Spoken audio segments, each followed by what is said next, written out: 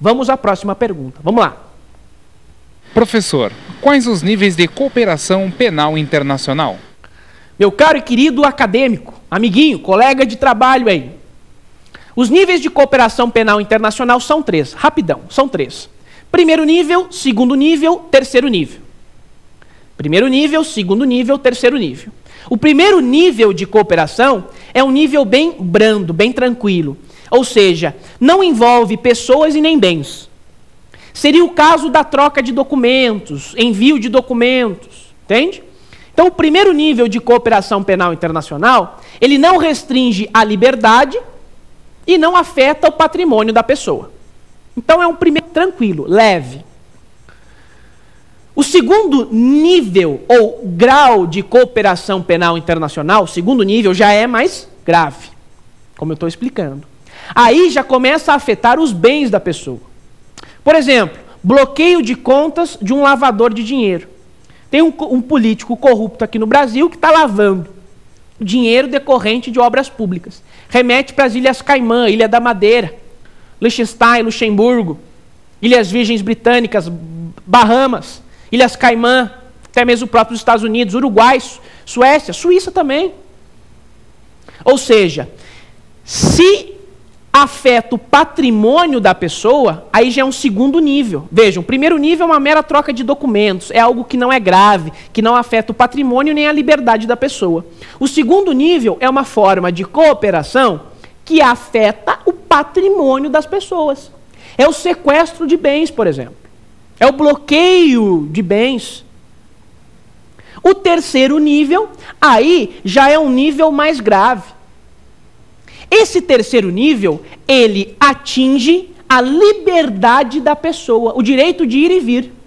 A extradição está no terceiro nível de cooperação penal internacional, porque ela restringe o direito de liberdade. Primeiro, segundo e terceiro níveis. Primeiro, tranquilo. Segundo, já restringe o direito de propriedade, o patrimônio. E o terceiro, o direito de liberdade. Aí já é o caso da extradição. Tranquilo? Barbada. Próxima pergunta, meu caro. Vem comigo. Professor, pode o presidente da República não conceder a extradição quando há tratado celebrado? Minha cara acadêmica, a extradição, ela tem requisitos. Um requisito é o requisito da especialidade. Somente podemos extraditar uma pessoa para responder especificamente a um crime, ou seja, princípio da especialidade. Nós vamos extraditar uma pessoa, e uma pessoa ela só pode ser extraditada pela prática de crime. E o crime tem que ser grave, porque extradição é uma medida grave. Ninguém vai ser extraditado por praticar uma contravenção penal. Somente vai ser extraditado pela prática de um crime. E o crime tem que ter uma certa gravidade.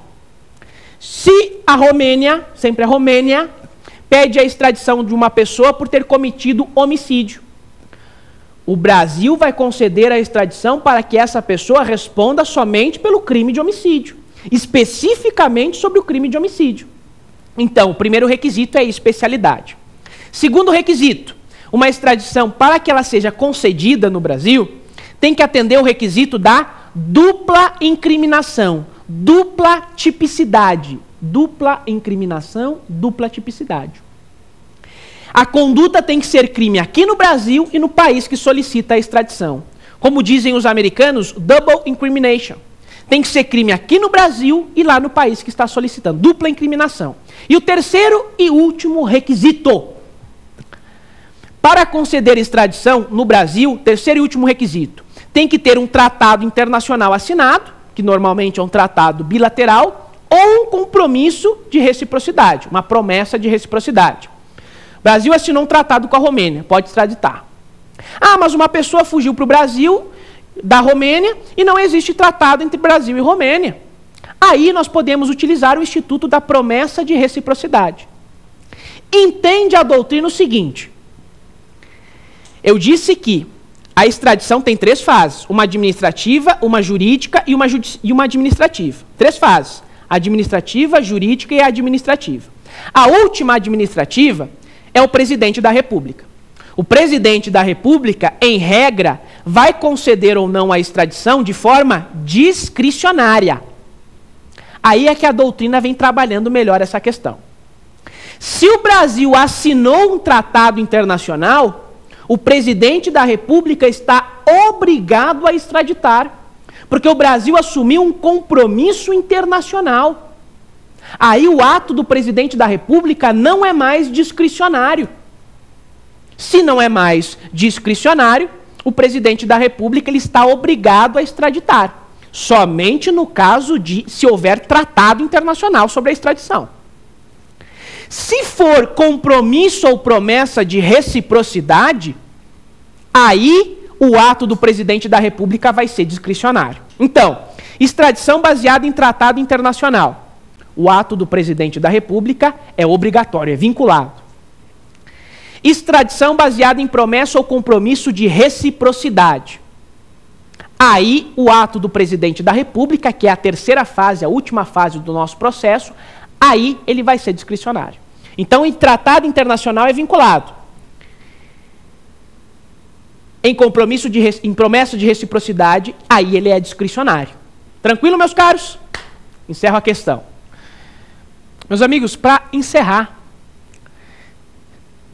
se o pedido de extradição está baseado em um tratado internacional, a doutrina entende que o presidente da República ele tem que conceder a extradição, porque o Brasil assumiu um compromisso internacional. Agora, se não tem tratado internacional, o presidente da República ele pode agir de forma discricionária, conceder ou não a extradição. Esse pedido que foi analisado pelo STF lá na segunda fase e foi na terceira fase e está sendo analisado pelo presidente da República. Ok? Vamos ao nosso terceiro bloco, que são as perguntas de concurso público. Não sai daí, hein? Tá bom demais. Vem comigo.